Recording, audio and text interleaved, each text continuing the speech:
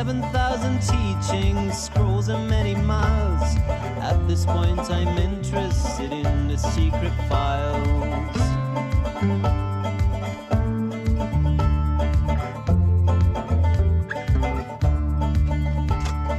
Not that it's all new to me, it already begun. I am yet to make it from the pound to the ton. What I sense is creatures from fairy tales are near. The fantastic ghosts and beasts are ready to appear. Some strangers were lucky enough to see them when I thought it was you.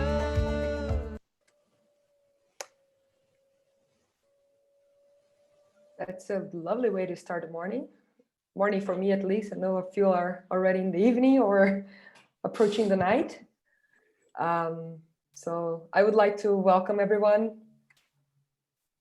We're still having people getting on board, but while people get in to honor our time here, I would like first of all to introduce myself. I'm Mari. I'm part of the communications from the social gastronomy movement team. And well, we're almost through the week. We still have tomorrow, like we have a few sessions today more and tomorrow on our beautiful and beloved social gastronomy movement Food Solidarity Gathering. And we have heard already from so many amazing speakers. 1 hour ago, we just had an amazing session. And one of the highlights was how a new innovative food platform to enable connections all over the world, exchanging best practices and innovation, how we can collaborate on a global level. And yeah, this week is about to create, connect and share, collaborate across all of us, all our networks, because we have a greater cause uniting us all, which for us right now, it's food solidarity, right? So before I introduce our hosts and continue this great online series, I would just like to let everyone know that we will have a short poll by the end of the session, which I ask everyone to answer that. It's super important for us to accompany and follow the quality of the work we've been doing. And yeah, so please don't forget that. I will remind all of us to answer that. And also, we will be recording the session that will afterwards be available on our YouTube channel, which I already invite you all to follow, because all of the sessions, in case you haven't been able to join them before, they're gonna be there online and available for anyone to watch. Well, so this session promises to be super active. I'm honored to be hosting this today, especially because Patrick, I know him from a long while, and I admire your work a lot, Patrick, you know that, and especially the coherence way you treat your work and food and our ingredient in our Mother Earth. So thank you. And also here we have hosting the session, Katharina, Serafimova, and Tulsi. Yeah, and Tulsi. So that's us. So I welcome you all. And Katharina, the floor is all yours. Welcome, everyone. Thank you very much for that lovely introduction. Thank you, everyone, for being here, for sharing that with us. And thank you for the social gastronomy of giving us as food networks the opportunity to host this session with you. So that's lovely. We will hear a little bit more why we are exactly here together as food networks and social gastronomy in a moment. Just perhaps as an introduction, what this is all about for us and why to setting the scene of what we are going to do in these 2 hours. For us, actually talking about our food networks is all about living that vision of food as a collaborative commons, so going closer to that vision, and that is one on the local level as well as on the global level. And for us, this is all about taking care of relationships. And that's what we are going to invite all of us here, that we share these experiences and invite you to share your stories, and we will go from there to see how we can collaborate on that. So to start with, just to introduce us three that are co-hosting that from Food Networks. My name is Katharina Serafimova. I'm now located in the Black Forest in Germany since some months, but over the last years I've been co-creating in southern Portugal the food network in Mertela, and I think later on people will join from that, so we will hear a little bit more. Yes, I'm a social entrepreneur, and food as a collaborative commons and relationships is what I really care about, and I'm happy to do that with others that are like-minded. I would like to introduce also my colleagues. So Patrick, maybe you would like to do that yourself and share with us a little bit of why is it that exactly now we're doing this together with Social Gastronomy Movement. What is the story behind that? Would you like to take it on? Yeah, thank you so much, Katharina. Yeah, just a little story to start, because we said we want to talk about stories as well. I'm based at the moment in a mountain hut in the mountains in Switzerland, just connected through my mobile phone. And the story why social gastronomy and food networks is related to each other started at Copacabana. So that was not as great view like I have now here on mountains. It was a wonderful sea view. I was there with David Hertz, co-founder of Social Gastronomy. When I met him the first time in Brazil, and I was cooking in the refectorio, we went to Copacabana for to just have a little swim there.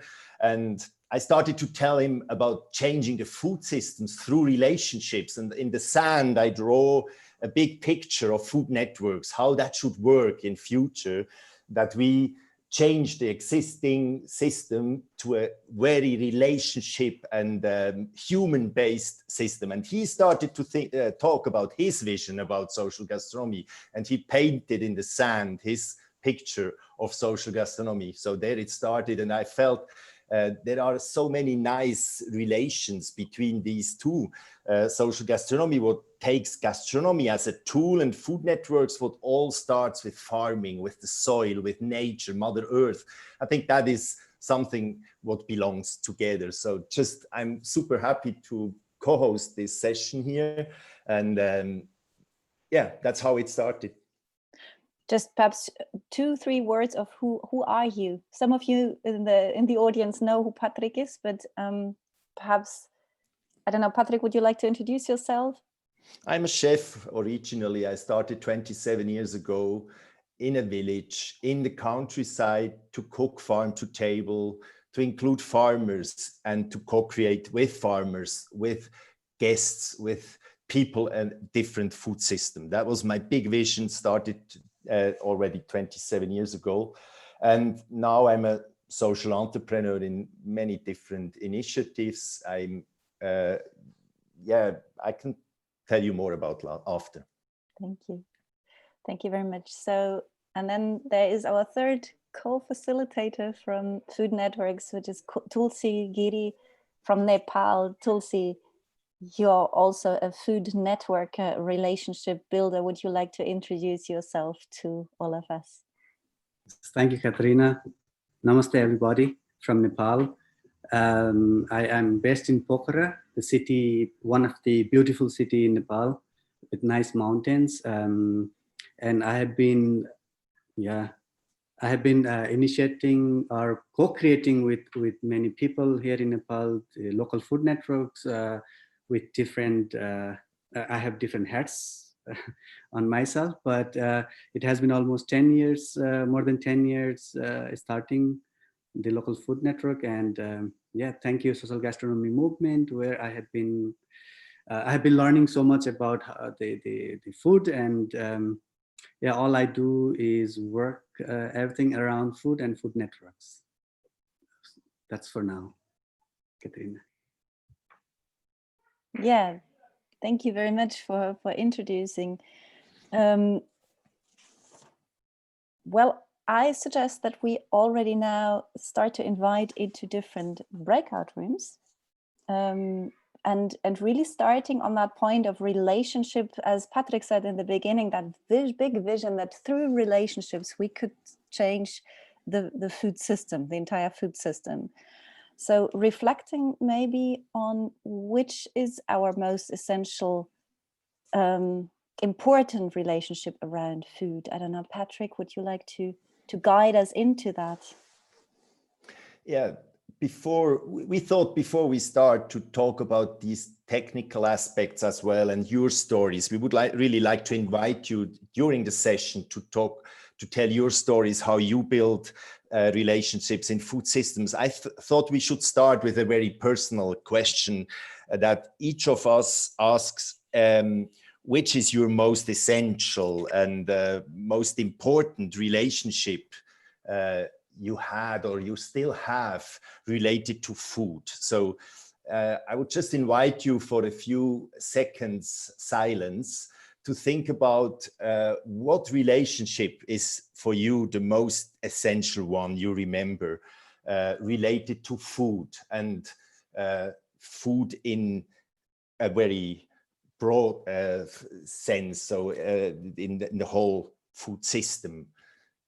We just make 2 minutes silence, and then we jump into these breakout rooms and we exchange our experiences and our relationships. And I'm curious to hear after from you, what moments and what people you remember there. So just 2 minutes, and then we go into these rooms and reflect our experience. Mm-hmm.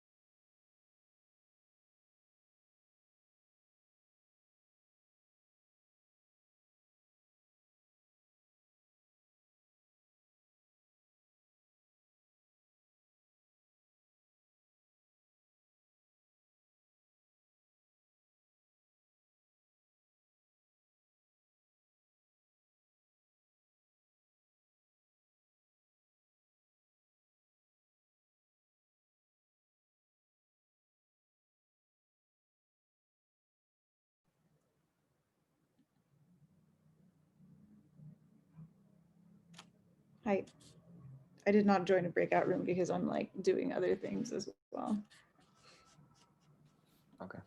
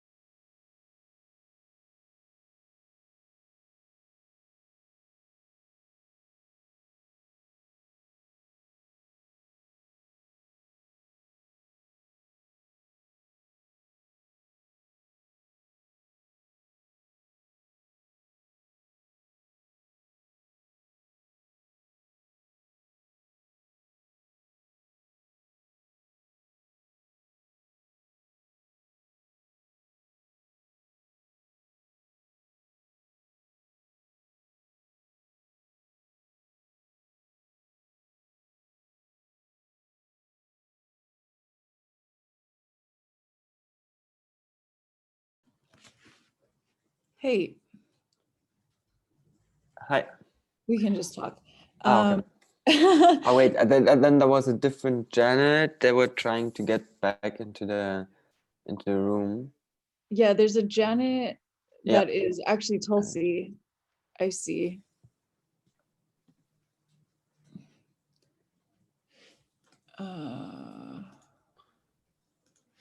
Because I see his picture. Mm-hmm. Guys, do you hear me? Yes. I think we have, it's already time to bring everyone back, no? Okay, let's close the room. So I missed my whole session. Electricity went out, so. No problem. Okay, great, let's close. Okay.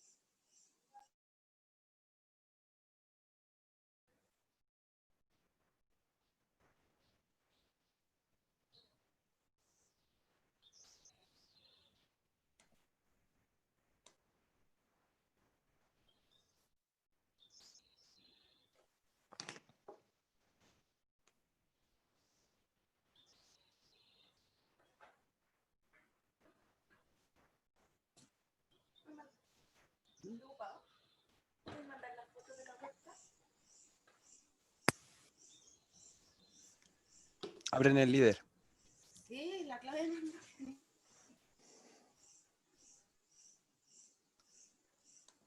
So I think it seems we are all back. Thank you for these moments we shared before. We would like to dive into this expression food networks now, because I'm really impressed when I listen back now to that moment we had about relationships to food, to other people in related to food. And it sounds like a very undefined thing somehow, because usually we talk about food chains and about trade and about growing food, and from that point of relationships no one talks about a food system. And food networks is very related to also real academic approaches about food and food systems. And Tulsi, could you please give us an introduction now about why we came to that point that we both of us started to think about that, and after we will bring some living examples of food networks to understand better, and we want to listen to your food networks you built already or you're still building. So that can I hand over to you, Tulsi, to just show us quick what we mean with food networks as a system, as a model. Sure, thanks. Quickly, I want to apologize my breakout room. I was dropped out because electricity went out. So welcome to Nepal. You know, sometimes the electricity goes off. I'm back in mobile, so I can't share my screen. Patrick, can you do that? I or can Katharina? do that. I can do that. Please. Just a second. And unfortunately, I missed lovely stories from the room as well. So.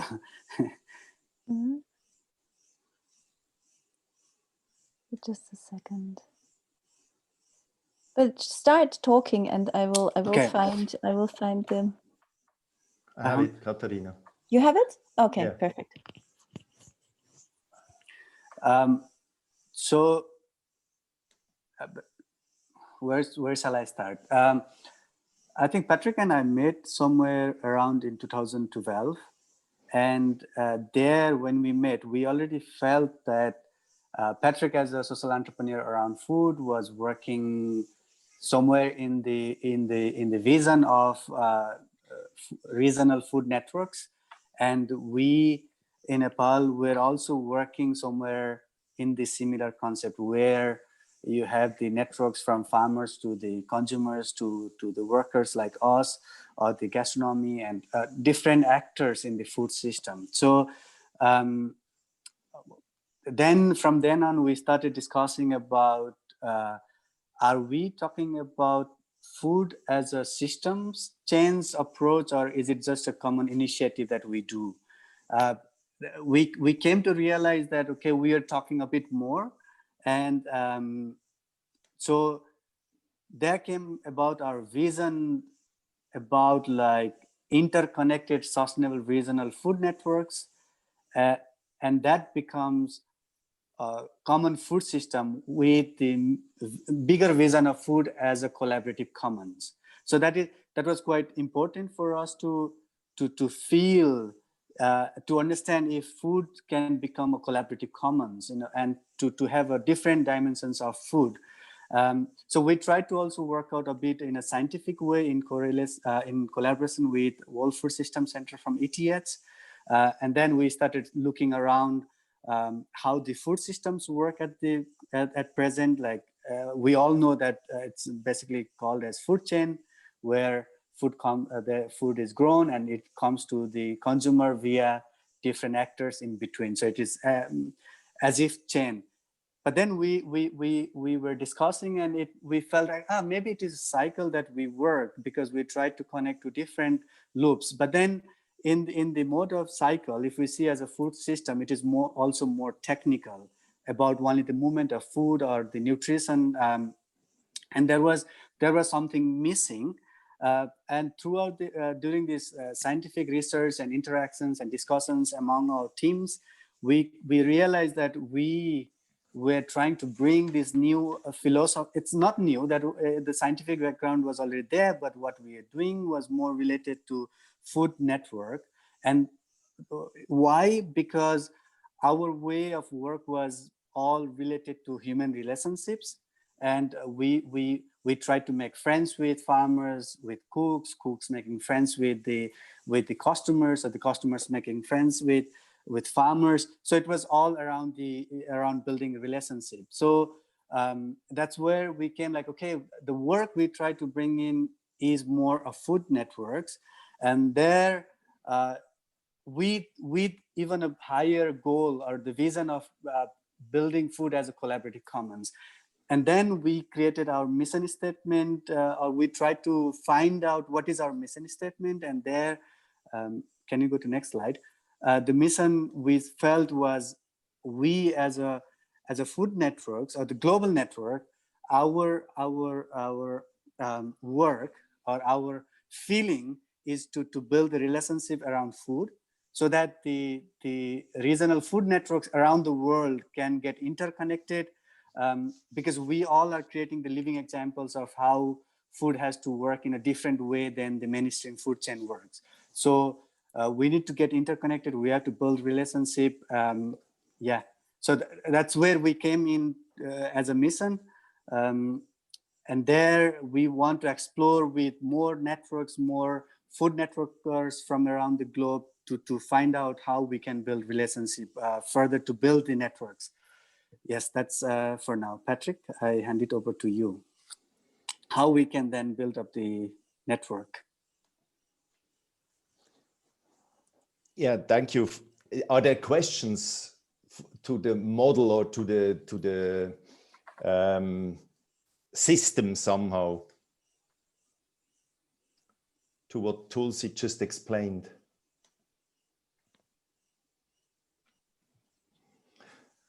So I think for us, it was really a very interesting, yeah, Daniela. It's just because I don't have much time. I only have like 15 minutes, and then I have to leave. If I can speak, can I speak? Yeah, I will just link to you after. Yeah, great. Okay. Yeah, so then let's step to the next point. We want to give some examples now what that means to work in networks and not food chains, because I think that's the big difference, what Tulsi just explained. And the focus totally changed from the technical side to the relationships and to the interconnectivity in the network. And I think, Daniela, you can just give us an example, because you have to leave, from one of these networks. We will follow after with the network in Switzerland, Nepal, and then Mertola. up to the others. I felt Daniela is from Mertola, Yeah, because yeah, she's from exactly. Syntropic Farming. That's Yeah, what I yeah. mean. Yeah, we start with Mertola. That's one of these living examples we use to do some research and learning about Maybe what Daniela, we mean. Daniela, if I may, maybe I introduce a little bit of how that came into food networks, and then you can come in and potentially also, I don't know if you're the only one or then Josinda and Martina. Also here, but maybe you'll be busy also. So okay, go on. So yes, I think So Tulsi and I met Patrick a couple of years ago, and actually it was in Portugal, right? It actually was in Portugal where we met at the New Ruralism was the conference in northern Portugal, and the three of us, Tulsi and Patrick and I, we met there, and in a workshop about food networks actually, and it happened that there from Mertola there was Marta. Also attending that, and I remember that she said, well, this all about relationships and bringing people together and farmers together and getting to trust each other and collaborate to do something together. This is so beautiful, but with us in Mertola it will never work. This was the first thing that she said. And then from there we started, and actually she came later to me and asked me, well, this is so wonderful, but would you, rather than just doing these workshops, would you come with us and do it? And so that was where the collaboration started. And in the end, I moved there for a couple of years to live and co-create that. And the key things, and I think I would hand it over now to Daniela, because you're here just for a few minutes. So maybe after a few years now, building up the very, very different parts of it and many different entities that are involved, Daniela is here and can perhaps describe of what's going on in Mertola right now. The floor is yours. Hello, everyone.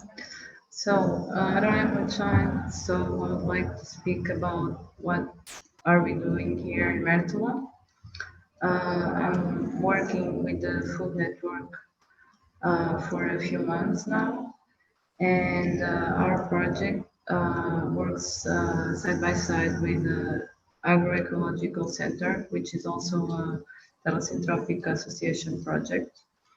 And what we want to do is to educate this community in Mertola. First, the kids. I'm also teaching the kids, doing activities with them in schools, in primary schools, about agroforest and about food also, and the importance of maintaining nature resources.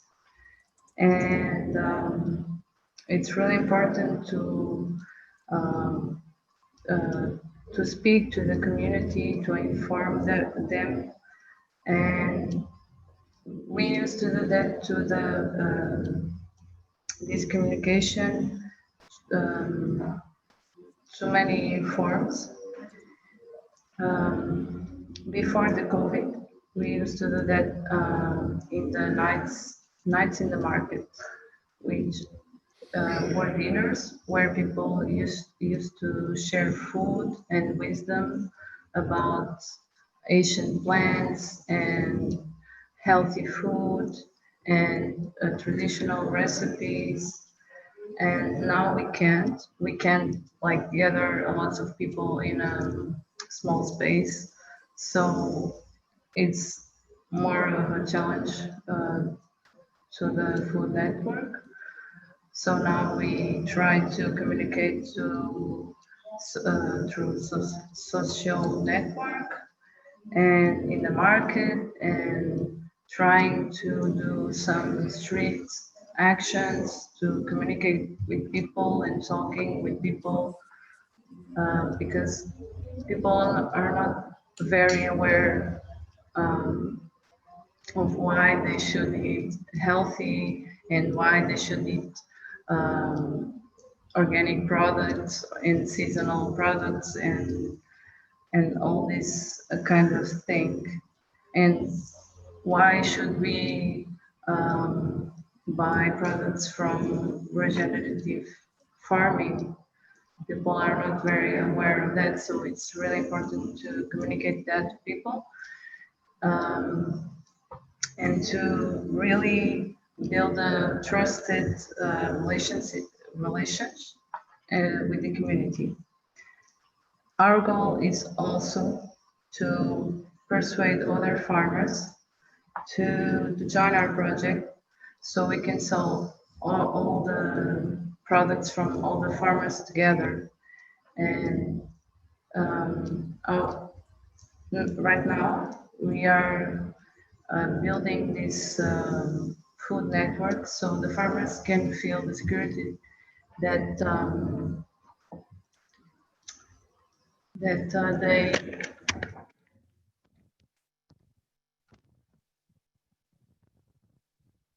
Yes, perhaps you can summarize in 1 minute because the other networks, we don't have that much time. Yeah. So it's really important to have other farmers to join us, and for them to join us, we have to have right now the flow that so they can sell their products, so they feel secure to join us. And we have other things to do, and but the really important thing is to really try to develop this community to produce here in Mertola and to sell here in Mertola to really help to develop this this territory, not only with the people but sure with nature, and try to really restore this territory. Thank you, Daniela. So thank you very much. Thank you. Thank you. I forgot to say, maybe we can, everyone, we can in the chat, there's that chat function, and we can put perhaps the links, and you can put some, whoever wants to put the mail address or the links of the initiative in the mail, in the chat function. Good. Would you like to add something from Mertola, Katharina, or shall I just add a little story when I came to Mertola the first time? Yes, do that, please. I just wanted to add that what I really still love about this food network in Mertola. First of all, I'm still very much in love with that beautiful place, but it is really that the entire society is somehow presented in the food network, right? So it's very, very different initiatives. It's from the municipality, it's from the Terra Sintropica, from local NGOs, it's from the farmers, from the business association, from the vocational school, from the primary school. So it's somehow food brings all of these different entities together. And as a starting point for building some kind of a new community, and that is something I really love about it. But Patrick, how was it when we invited you to be there with Tulsi, and what did you experience? No, it was an amazing moment. I just want to share this little moment. We were on an excursion the whole day, and the excursion ended up in a big space, and there was a huge circle of chairs, and the whole village, no, not the whole, but a lot of people from the village sit there together. It was called roundtable. That was the final moment of this day. And there was someone sitting for 2 hours without talking one single word. I thought he has to be a farmer, because mostly farmers, they don't speak a lot. And so I felt like he was really not participating in this round. And at the end, at the final end of the session, he stood up and he said, I offer you all my land I have. You can do whatever you want with that land. And there was a huge discussion going on then what we could do with that land now, how to integrate that land in the story. And I feel that was such a moment to describe that relationships, the focus on that momentum, you know, where it happens, is magic, and it is not plan. You cannot plan it. You have not to make a project. You have just to invite people to sit in that round and then to pick that momentum and to grow the next step. So that was a unique moment for me when I was in Mertola there, when he offered his whole land to use to grow food for the schools and for the people there. So yeah, that I just wanted to share that, because for me that's how to build relationship in a food network. That was a wonderful moment example. Thank you for sharing that magic.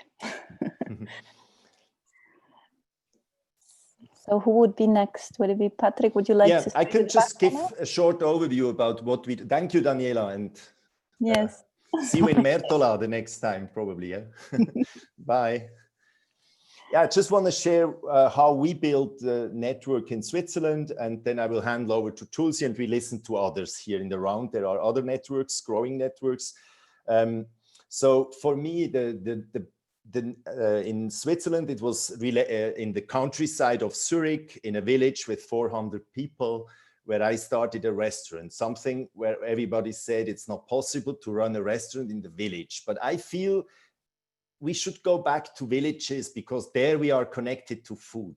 We are connected to the soil, the plants, the animals. So for me, this first relationship was to go to a village as a person what grew up in a city. And that was a key moment for me to experience how to build a food network. I think I need to do a step to the village, to this countryside, and then experience what are the questions there, what is the need, and what problems they have, and what they want to do with their food, and where they stand. So for me, that was a very important moment where I felt, aha, food is something very regional. It's something very local. So I think we cannot build a global food network. We can build a network of networks, but food network is rooted in a certain area with certain farmers, with soil, and it is connected to the cities. That I think that was the second experience I made when I was asked to open a shop in the village. I had a restaurant, and the shop was closed down, the bank was closed down, 2 other restaurants were closed down. That's the tradition in villages, that everything closes.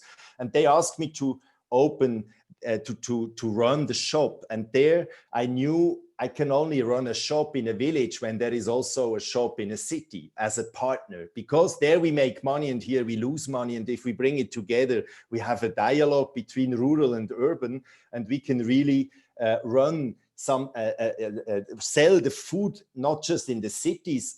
We bring also food back to the villages. And now at the moment, we have 3 shops in the city, 2 shops in a village.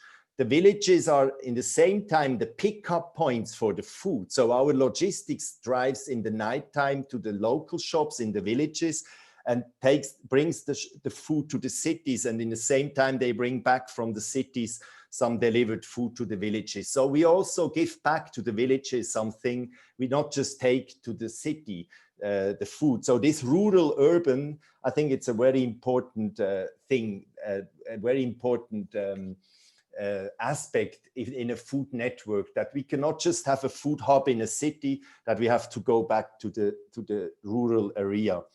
And I think it's a general problem. That's why I met Tulsi as well. Villages are empty all over the globe. And in Switzerland, they are still farming because there is a subsidized agriculture. But what I learned there in this direct dialogue and picking up food and bringing direct to the shop, we had no intermediate trade, so we could double the prices. And that was a very important moment for the farmers, that they can sustain the small farms.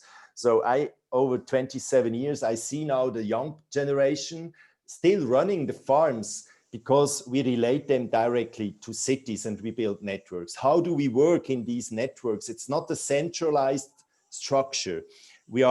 All our shops are responsible for their relationship to the farmers. It's not a centralized salesperson or buying desk. decentralized structures. So the shops, they hold their relationships to the farms, and we are just coordinating the 5 shops all over through the logistics. So this individual visiting farms and holding the relationship is a very important momentum. So I believe in networks because they are more going into the direction of self-organized structures, and relationships are very individual. That's why all of our 5 shops have a different assortment, but we are one concept, and it's a part of the food network, and that makes it very interesting as well for the customers. So for this model, we still develop further. We opened now the first neighborhood pots where we build local communities in the outer areas of cities with deposits where you have 7 days, 24 hours access to pick your food. So the farm, there is always a farm related to one neighborhood. That means the farmer comes now also to the city. They meet their hub, they meet the pot, they meet the neighborhood there, and they develop the community together with the people what live in these neighborhoods. So that's what is emerging in our network, and you never plan from one year to the other what is next. It emerges and it happens through facilitating spaces where we bring together people, where we discuss together what is the next step in the network. So building networks means opening spaces, inviting and asking questions instead of knowing how it works. So I think it's not a model, it's a path you follow. It's a path where you really design and create a network through relationships. So that's our little example, wachsermarkt.ch or pot.ch. I will publish after the links. Tulsi. Yes. I said, when I started the first network, by the way, I thought it could become a model for border regions in the world where there is no possibility anymore to live. And then I got a call one day from Tulsi Giri from Nepal. Yeah. So back in 2008-9, I was a young guy who wanted to build up my career, and so we started a project where we wanted to engage the young people to do something to find their own livelihoods, because the migration was too high, or still it is too high for a country like ours, that everyone wants to fly outside of the country. So there came the idea that we in this first project, we discussed that all the young people said, okay, let's do farming, organic farming. So the young people in the villages wanted to start their own farm. And then we, like me and my friends, we thought like, okay, if there is a farm starting, the young people doing the farming, we need to create a market for it. So back then, we had no idea how the food system works, or food chain works, or how the supply chain works. We just jumped into the spirit that, okay, the young people in the villages want to build up their livelihood with the farming. So we, as a young guys who were starting and living in cities, we could start a shop to connect the farms to the cities. But then after 4 or 5 years of working, we somehow lose the track. So it was kind of a messed up thing. And we realized somehow that the one-way supply chain of the food doesn't work, that to earn as a supply chain, we small initiative were not surviving out of the trade of the fresh food. Then the idea of the cooperative emerged. So we built up a cooperative around together with the farmers. We as a shop, and we as a shop, the bazaar, and the farmers, we built up a cooperative.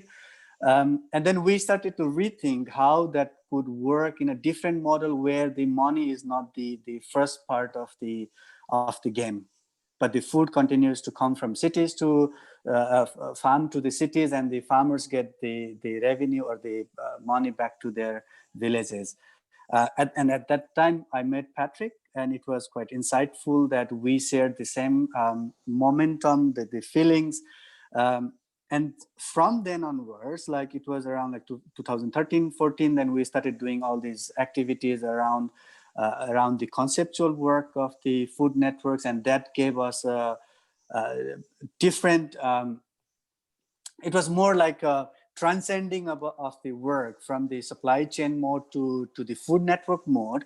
So though we realize until now that the supply chain of a food doesn't help us in money wise, we still stand as a food networks in Pokhara, and the network has been growing. So at the moment, we work with more than 1,300 farmers around the city of Pokhara. We have like regular meetings. The farmers now hold their own farmers market every week.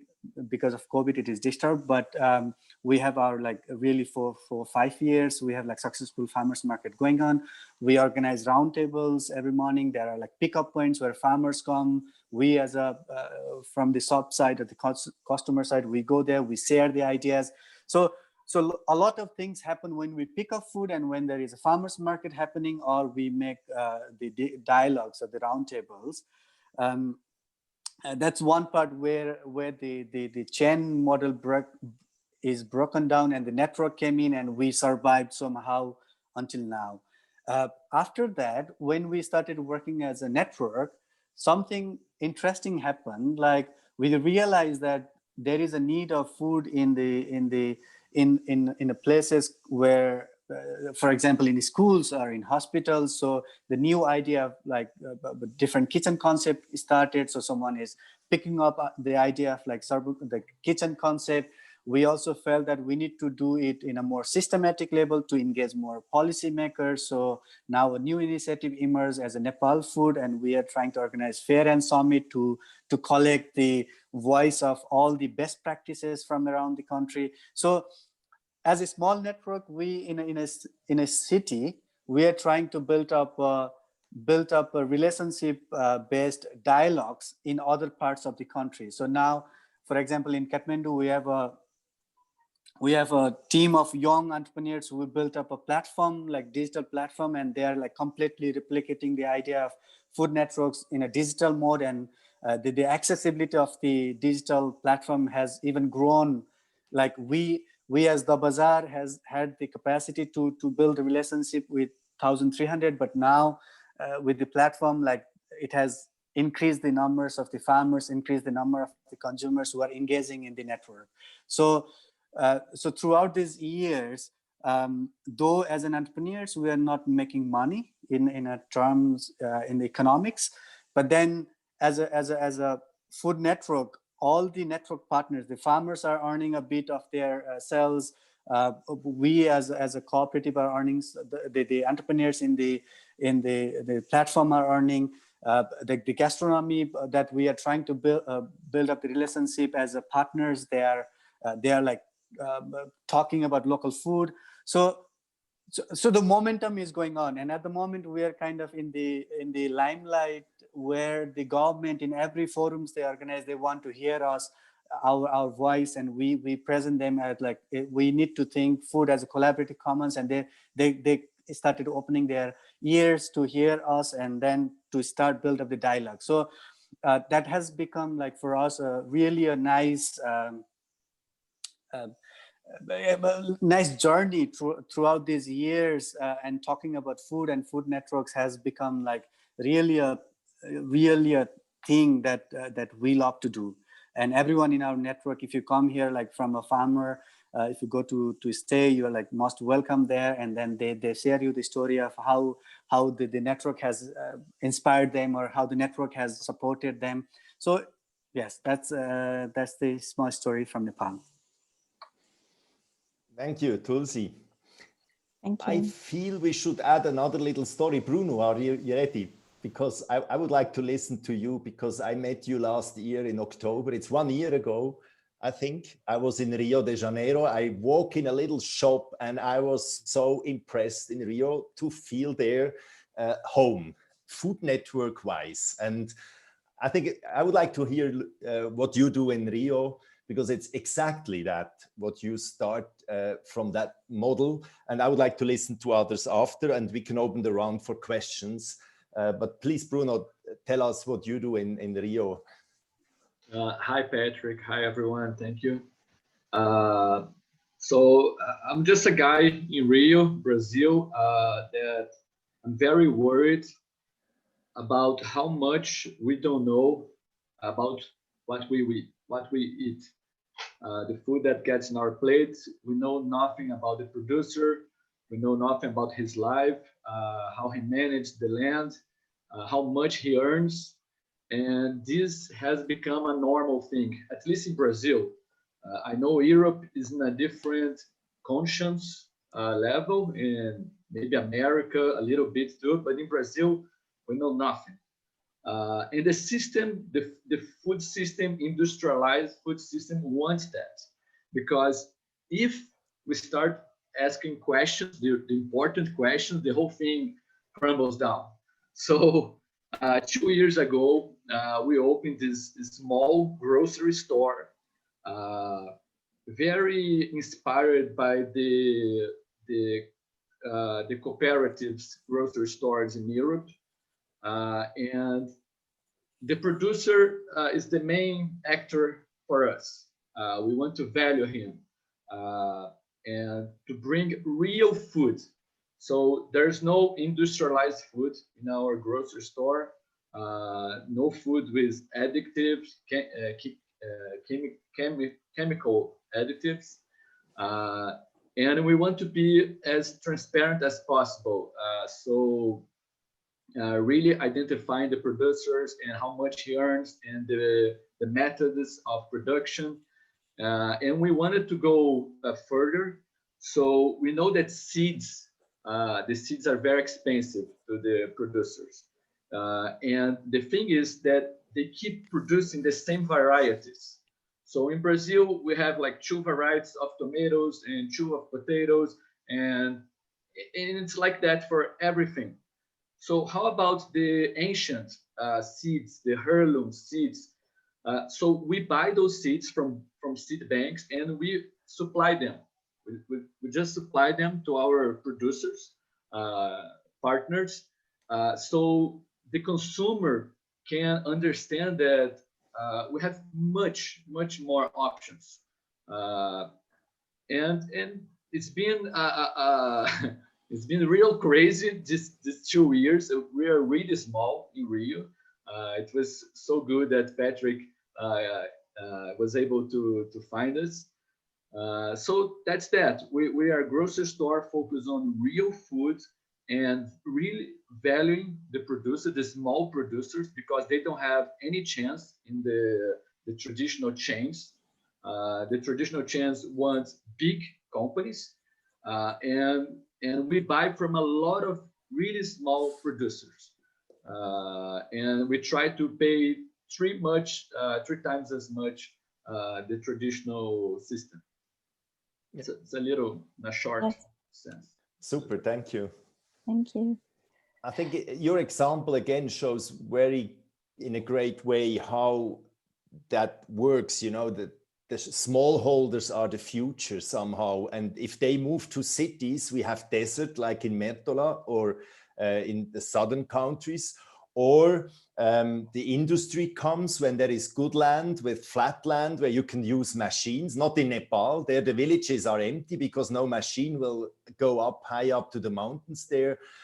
So the land is desert becoming desert jungle, or industrialized. So to support the smallholders, I think that's a key core message in our networks, in all our networks, that we connect them to the consumers that they can live. And that's the biggest challenge in the world. And the network, I feel at the moment, is the only way, because we cannot build chains and involve the smallholders in the big food supply chains. But in the networks, we can really go close to these relationships there. And for them, from that way, I feel it's a great example, what you show there in Rio, in your wonderful shop. And the interesting thing is that we can see that the entry points may be very different, right? In some cases, it's a cooperative, like Tulsi has been explaining in Nepal. In some cases, as now in Rio and also in Barsamed, it's a social entrepreneurship approach from a shop, right? So they are very different. In Mertela, it's more the entire community, even the municipality being involved. But the patterns seem to be very, very similar. Yeah. I think it's an often asked question, how to start the network. Yeah. Yeah, start it with the closest relationship you have. And exactly. That's the one make no concept, just follow the serendipity and the feelings, and then it grows like you did as well, Bruno. And you, Katharina, in Mertel. Yeah. Shall we open the space for some questions now? Is that okay? May I just... Yeah. Quick interruption. Just ask everyone. I'm going to throw out the poll right now that I've mentioned on the beginning of our session. So just to make sure, as we still have a plenty of room over here, if everyone can take a few seconds to answer it, and Katharina and Patrick, you can move on while people are answering it. Okay. Perfect. So there you go. Thank you very much. Back to you. Either questions or then other networks. I know that, for example, Antonio Safra is here as well from Spain, right? With another network. We cannot hear you. I think you're on mute, Antonio. Okay, it's okay now? Yes. I was trying to read the questionnaire. Could you repeat the question, your question, or your proposal, Katharina? Yes, no, it was just to introduce you to the discussion, and it's just an open invitation. I was in Lisbon once, and I think there we met, and I realized, and that was a wonderful feeling, that we're within Portugal, and you were there from Spain, and that moment of understanding that we in Mertela, in that case, are not alone, but there are in that case, across the borders, other initiatives that seem to take very similar paths. And I just wanted to open the floor, and perhaps you may want to share a little bit of what you're doing, your experiences. Okay, our experience started 10 years ago with a group of consumers and producers. We are in the south of Spain, in Andalusia, in the Córdoba province.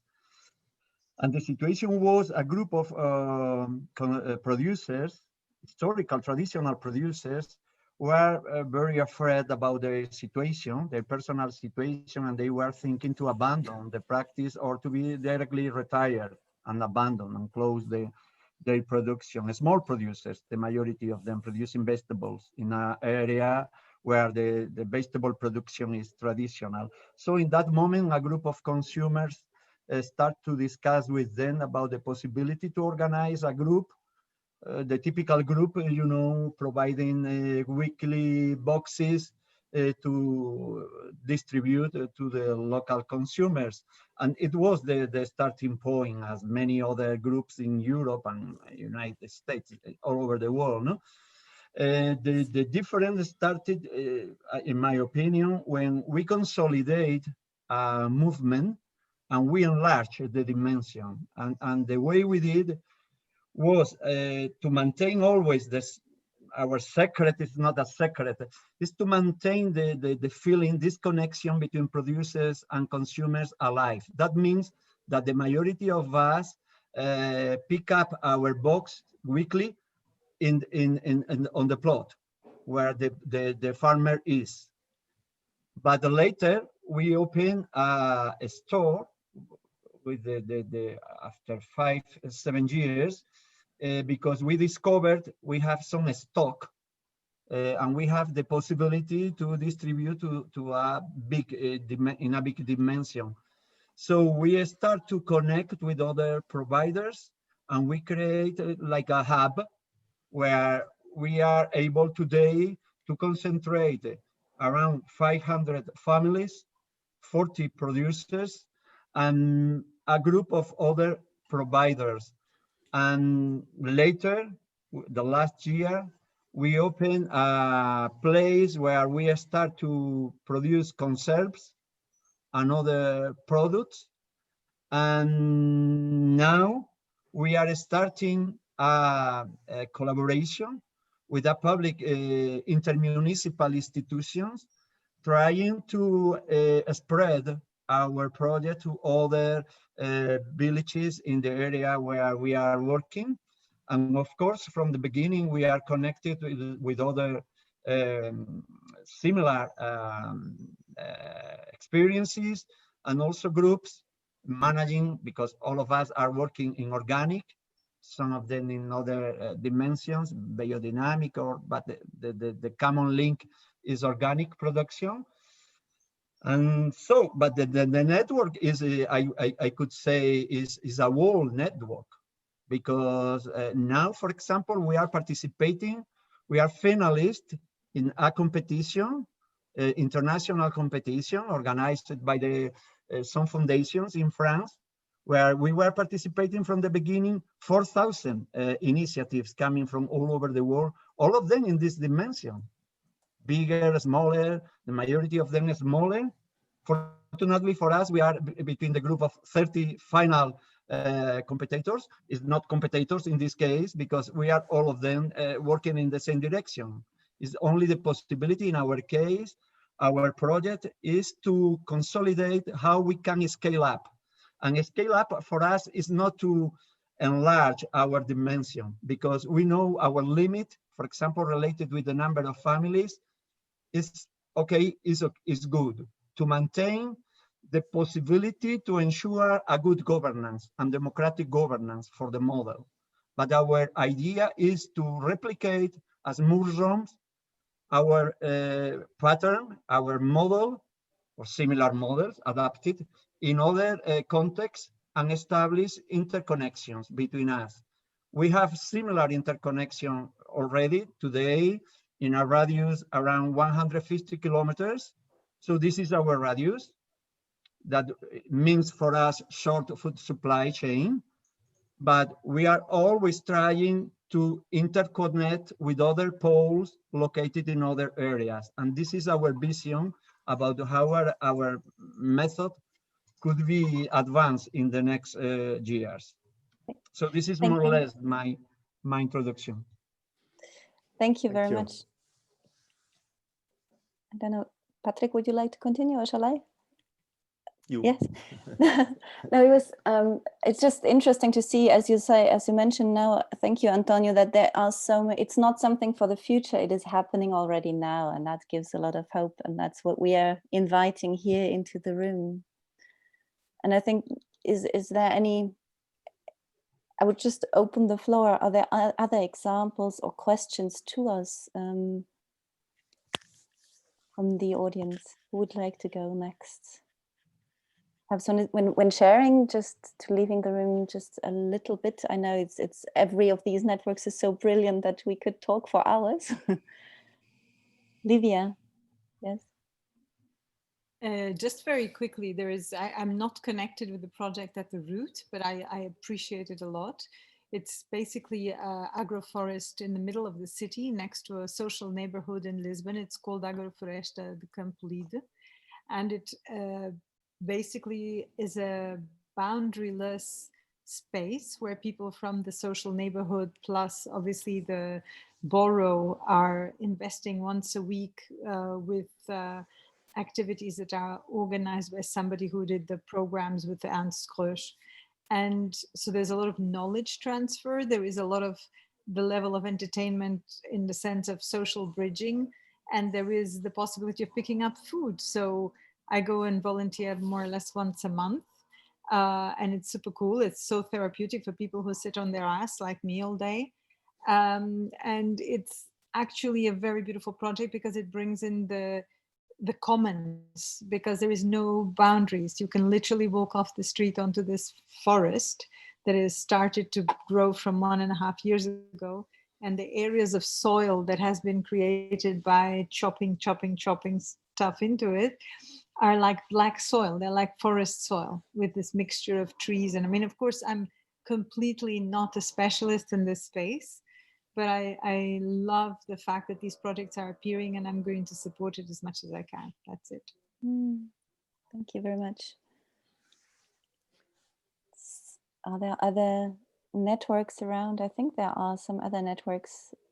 I can perhaps just share quickly from Zurich. It's a bit of a different type of a network. Perhaps we've now heard a lot of this very nice, beautiful initiatives, two of which have already been presented from Zurich. And what we've been doing is basically a food, or what we've created is a food policy council, which is trying to connect all these initiatives and raise and make it more visible. Also, I think that's one of the main purposes is to create more visibility to these initiatives that also connect the producers and the consumers more closely together, and to show alternatives to the general public also. And yeah, I think what also Patrick mentioned was this importance of creating space or facilitating or offering platforms where people can come together and talk about these issues that are in the food systems. And that's also something that we try to do very much. And just not long ago, we had an event on the question if Zurich can feed itself, the city, or what's the benefits of regional, of a functioning regional food network. And it had a lot of interest. And the beautiful thing was that, first of all, was a lot of young people that came, so showed me that this is a topic that is really now getting a lot of attention of also younger people. But also farmers came, and farmers from the surrounding, and it was actually almost even nicer after the actual event, where people were talking at the table about their problems and new relationships formed. And that's, I think, is what is the ultimate end goal. And yeah, it's encouraging to see this, and I think it's very valuable. Beyond, I think it's absolutely necessary to have these initiatives, but I think, and beyond that, I think it's still, I see it valuable to have something that connects those networks again overall. Yeah. Yeah, thank you, Fabienne. I think you address a great, like our final topic as well from food networks. But just to add, I think what you do in Zurich is really an amazing example how this network building can become relevant even for policies. And I think that's very important, because if we want to change the system, we have to involve all the partners at the end. It starts small, it starts with these little, perhaps with one relationship you start, but at the end you have to involve everyone. And I think you do a great work there with Ernährungsforum in Zurich, where you really open the discussion on another level like that. And the same we try with food networks. .ch is the global network of the networks, but not for the policy yet. It's a big dream.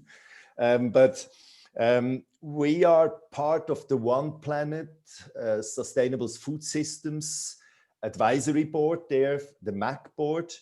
We were elected in an online session, and we won against Nestle, Bruno. That was a big thing. We were super happy.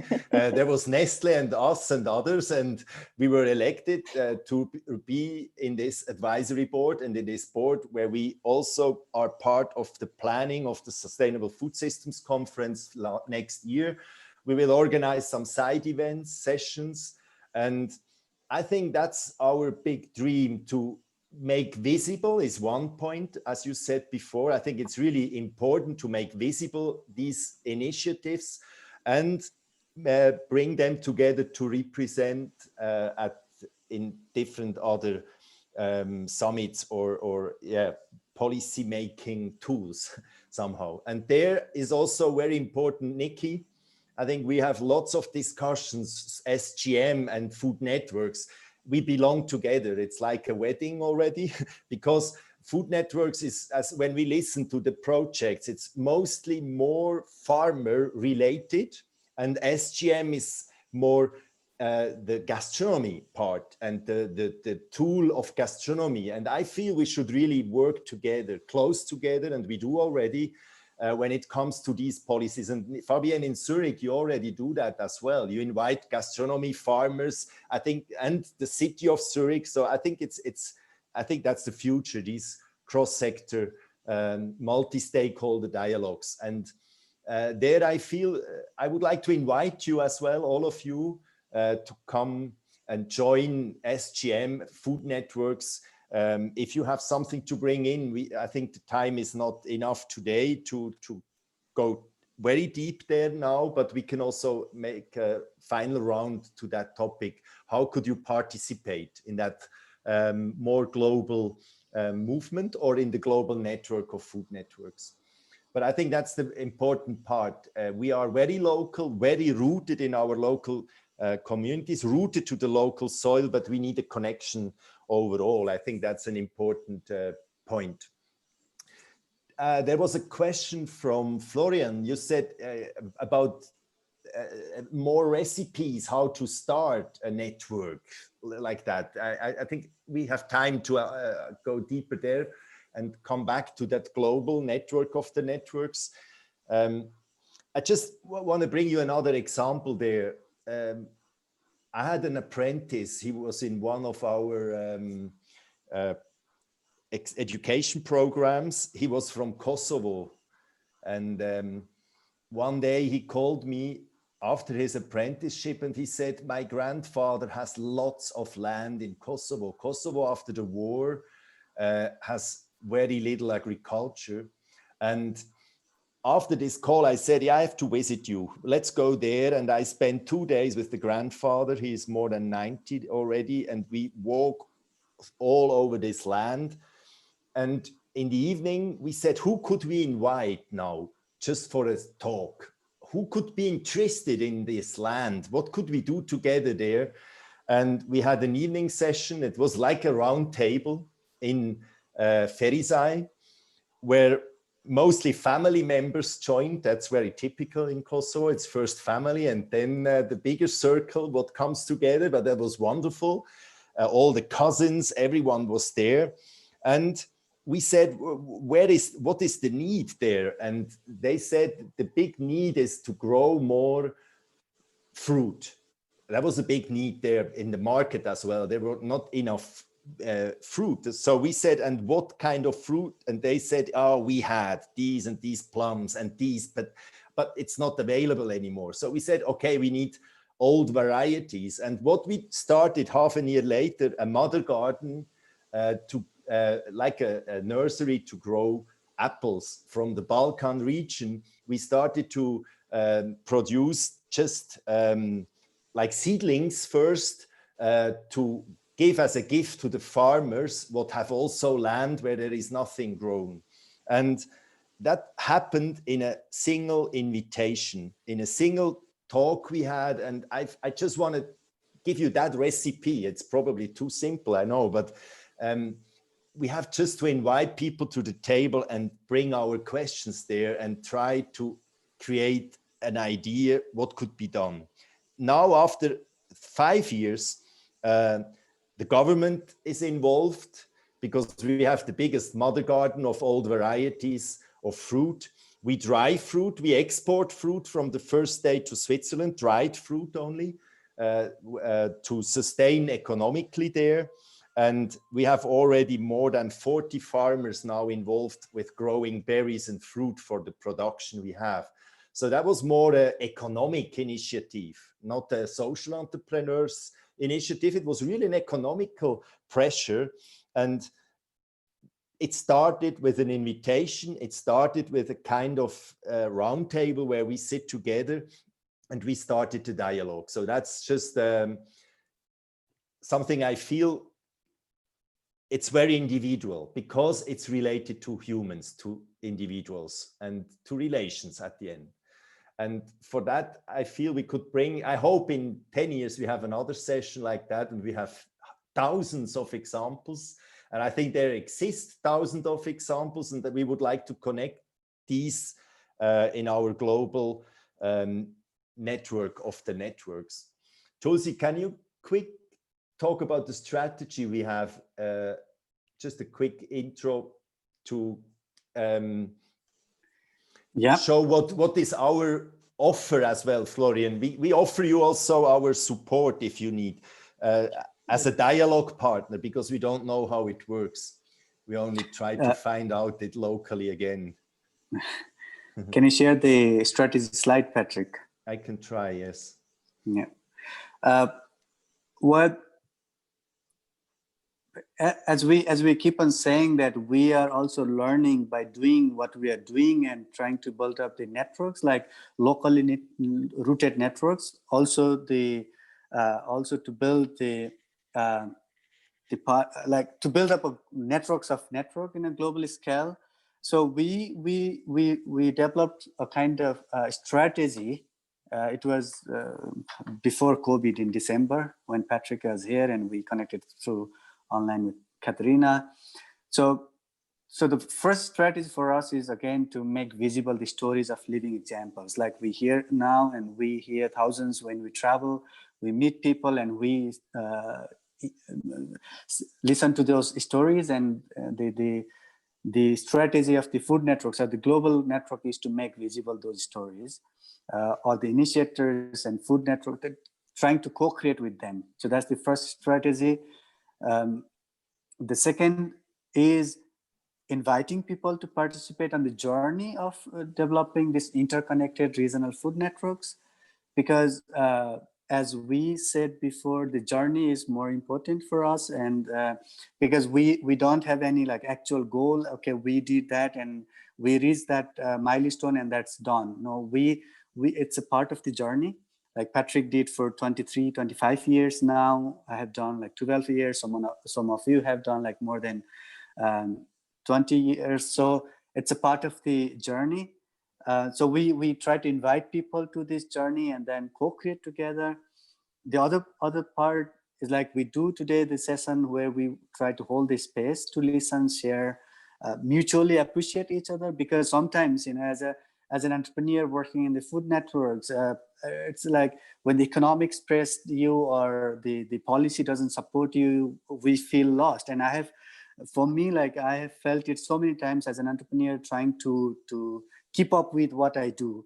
And someone like being on your side as a friend and just like appreciating what you do on that journey also is so important, you know. So that's what we try to become, and we try to listen to those stories and appreciate and try to be mutual support to each other. And fourth, where possible, we try to co-create and prototype the food systems. For example, you know, in Nepal, we are a cooperative, and as I said in my presentation, that economically making the food sales or the trade part of the network survive was too tough. So economically we were failing. So the one idea we co-created together with Boxamed was that, okay, what can we export so that we can survive the cooperative? And we tried to start exploring the product because we didn't want it to anything export any major staple food. So we came to the idea of Tulsi tea. So like it's basilicum tea grown in Nepal in all farmers, and ginger and lemongrass. So we said, like, let's try prototype with exporting 3 types of Tulsi tea mix, and it worked. You know, we have like some revenue for the cooperative to continue with the management, and the network also have some revenue to continue. So together we try to prototype and co-create those living examples that could be interconnected with each other. So the local network survive, but also it has some direct connection with the global network. So these are the 4 strategies that we have built, and we are sure that it is not the final or the hardcore strategies. So it's a part of the discussion that we want to open up with everyone who is in the session. Yes, Patrick. Super, thank you. Here we are Yes. back. Thank you. Is there any direct question to that? Anyone? There's one, Livia. I can never shut up, I'm sorry.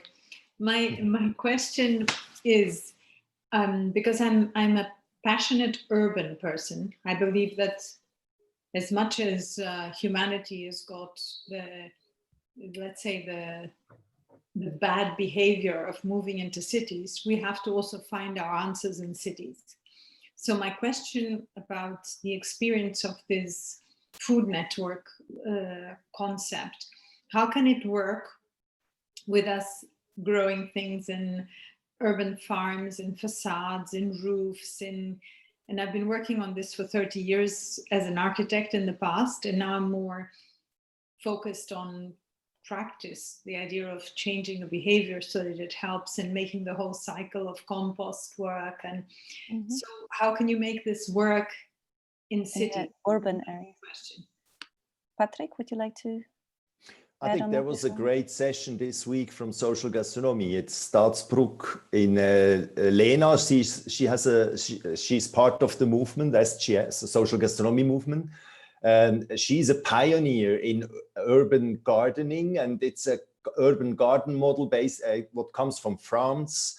So it's more an economic model as well. It's not just urban gardening for fun or to be connected.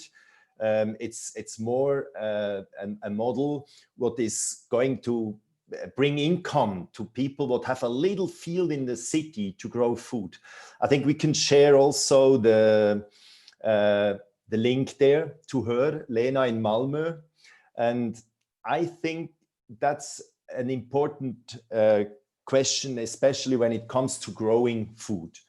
And the other thing I feel is the temporary work in the fields. I think, I don't know what models of living food networks ask for, but I think it's probably more a volunteering based, Fabienne. You have been in Mertola as well. So I feel that is something in the future probably that we work part-time in the fields as well. So the reconnection to the soil, I feel, can happen in cities, but I think the model of living sometimes in the fields, in the countryside is a very important one. So I need it for me, for myself, just to be connected to the farm, to the soil. And yeah, I think that's the other point where I see a big movement as well. Young people going temporarily to farms to learn about farming. And I think there I have big hope into the youngest generation at the moment, because they are really super connected there. Comes also a bit from the climate movement. And when I want to get recipes for the future, I always ask these young people, what has to be done to be reconnected to the soil again? So I feel that's another link what comes to my mind. And also the cross-fertilizing, as we say, from this food network in Zurich. Fabienne is here, and she has been 3 months with us in Mertola. I think Florian Zach, who joined here, is from Vienna, and he has been in Mertola with us. And I know that one other volunteer from South America, from Colombia, is starting now her own food network in Colombia after the experience that she had. And I think this is the thing that we can all share with each other. And this is a very inspiring thing where then that network of networks comes in. Actually, as time is somehow slowly ending our beautiful session, I would love to come back and really invite maybe the round, everyone to share. And I would ask another question into the round, and that is, when we say this food networks idea is all about, building up relationships, that I would like you to perhaps reflect and share with that, what is the relationship that you would now, after having experienced that here, heard this, shared here, that you will activate tomorrow? What is the food relationship that you will activate tomorrow, already now, in terms of making that next step? Who would like to share, just as a final round, and then we wrap up? So who would like to begin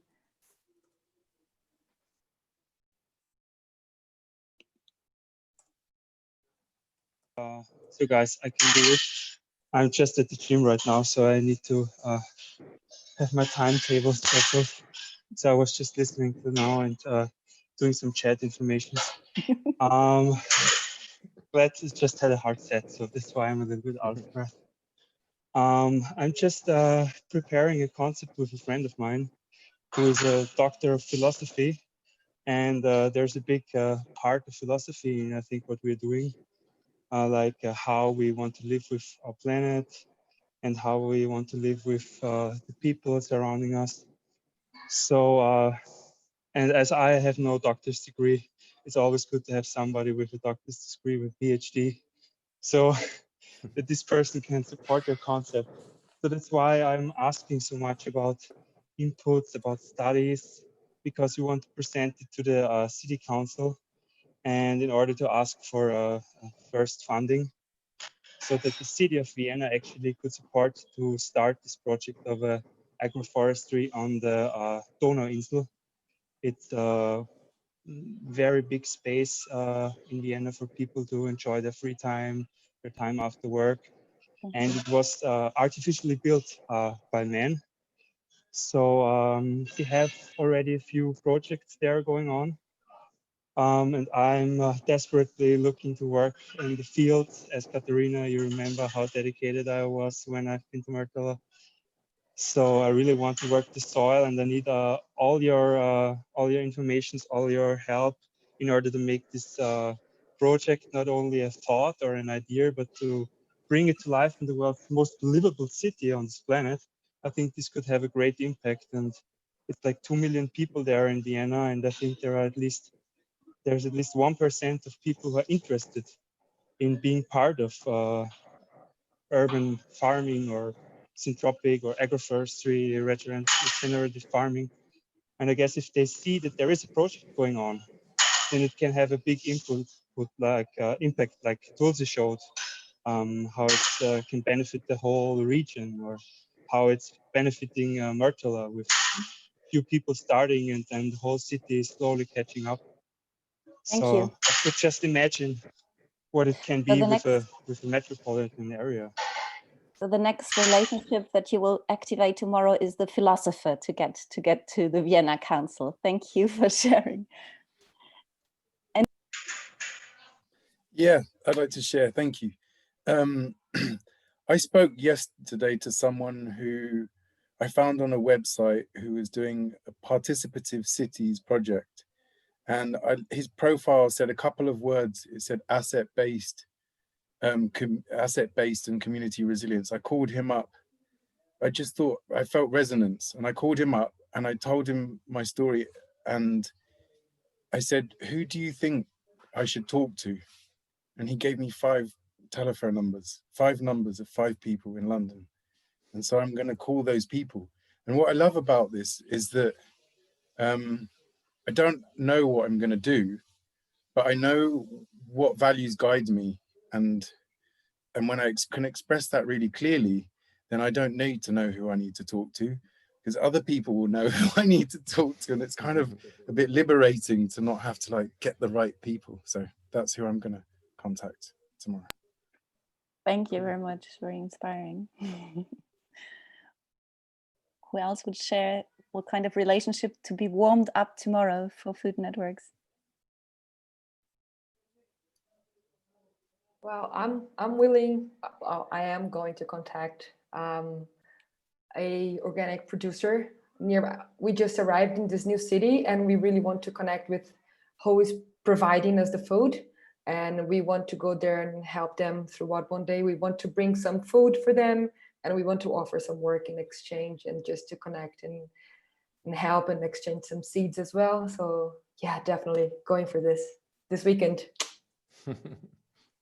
Cool. Wonderful. Well, I will make the connection between SGM and food networks more stronger. That is the relationship I'm going to grow personally. Big hug. Well, can I share? We are trying to create our food network here in Almere, south of Portugal. we are starting to talk with farmers. We have this old brick factory, a wonderful place to create these moments of celebration, to bring farmers and the community. So we are also taking advantage of that. It will be wonderful to use this network of knowledge, to have some tools of information, also to when we are creating these relations. Of course, we are from here. We come here for a long time, and we live in this community. But it's important to have the tools, no, to have the information, so we can give to the farmers or each one of these contacts. So if we have a network of shops, for example, in the urban areas around us, that we can also supply and inform the farmers that we are creating these networks of support. So it's really motivating to see such a big network of people working on this. I know Katharina, and she's done a wonderful job in Merwe, and we are trying to replicate all your ideas here, or at least some of them. It will be really inspiring to know more and to have your help also. Thank you. Thank you, Diogo.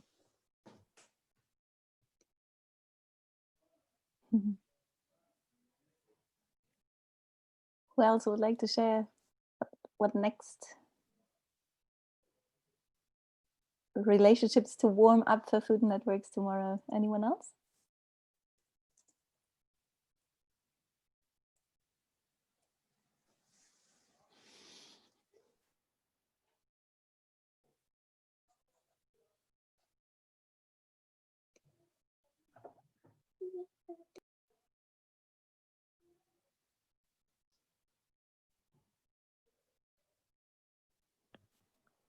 Well, if everybody is quiet, I would use the time. We are, as you know, Katharina, we are also creating this network of regenerative agents here, and we are calling other people working on this subject of regeneration, not only related with food, but also with the community and how we build things, and relating also with art and all these subjects. We are involving all the other communities that are working on this, and it's really important to have a coordination of activities and to kind of, so we can influence policies and attract more resources to these rural areas. So also establishing these connections with urban areas and rural areas is really important for people to feel empathy for what's happening in these rural areas that are abandoned, and that most of them are in Portugal. They are aging. People are getting older and older, and all the young are leaving. So we are trying to revitalize these regions by creating these connections. So I think the food network and what you are doing with this network of networks will be also inspiring for us to create these regional networks.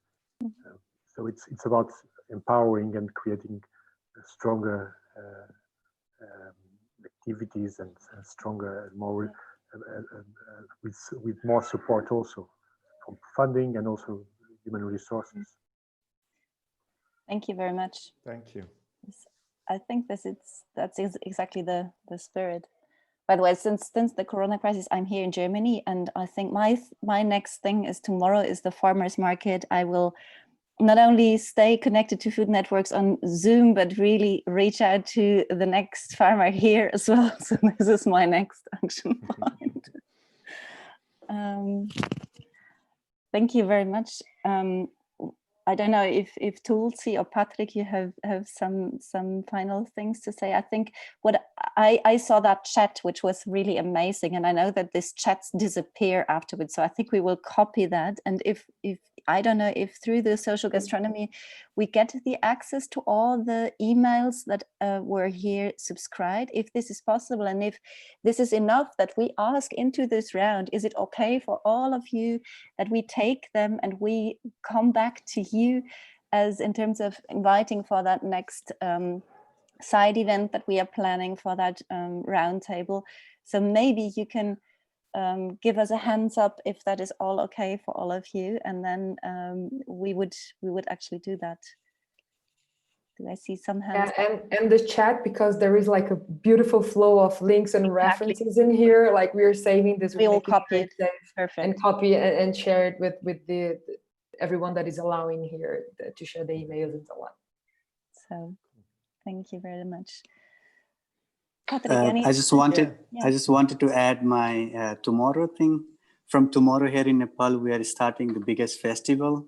So we are in a festival mode, though the COVID crisis is spiking up, but everyone is chilling and in a very festive mood. And I'm going back to my roots, to the village Rivan. Patrick knows it, to Rivan, where I will be getting connected to my roots again after a few months of being in the city, stuck in the cities. So that would be my revisiting of myself in the land where I started all these works. Beautiful. Thank you, Tulsi, for sharing. Yeah, so final thank you for the invitation. Yes. I said before, it starts all with an invitation, and Food Networks was invited from Social Gastronomy to open the space here. Just a big, big, big thank you, because it was a plan since half a year to organize a session to invite the networks, but it needed Social Gastronomy to invite us to invite the networks. So as complicated relationships can be sometimes, but they are not. We are here. It was wonderful to be with you. Yes. And to the team of SGM, thank you so, so much for organizing, Janet, for all these emails. And yeah, it was really super amazing. Thank you that we could co-host the space with you. Thanks. And thank you to all the others who joined. And I hope we keep in contact, because one point of our strategy is also to support. So if you need inspiration, if you need some real support, we are willing to travel as soon as we can again, or we travel by Zoom to your network to help to hold a space there. So thank you so much. And yeah, thank you. Have a good time. Thank you. Thank you, everyone. So thank you, Patrick, Katharina, Tulsi, everyone. Our website, as most of you already know, but in case you want to like think of partnerships, it's in there, socialgastronomy.org. And I thank you all so much for being here. And we're getting in contact soon via email with all of these possibilities that just emerged here. So thank you. Thank you. And for everyone to complement who wants to become part of a social gastronomy community, like Patrick said, there is a beautiful map that sort of shows everyone that's doing great work. So Diogo, I heard a little bit more about what you're doing. So be there, sign up and map yourself as well, so you can connect directly to others as well through the map. And obviously looking for alliances and partnerships all the time, as there was going on with Ellen MacArthur in the chat. So also please reach out directly, or like Mari said, on the website, there's a partners area. Super. Thanks, everyone. Thank you. Thank you. Bye-bye. Bye-bye.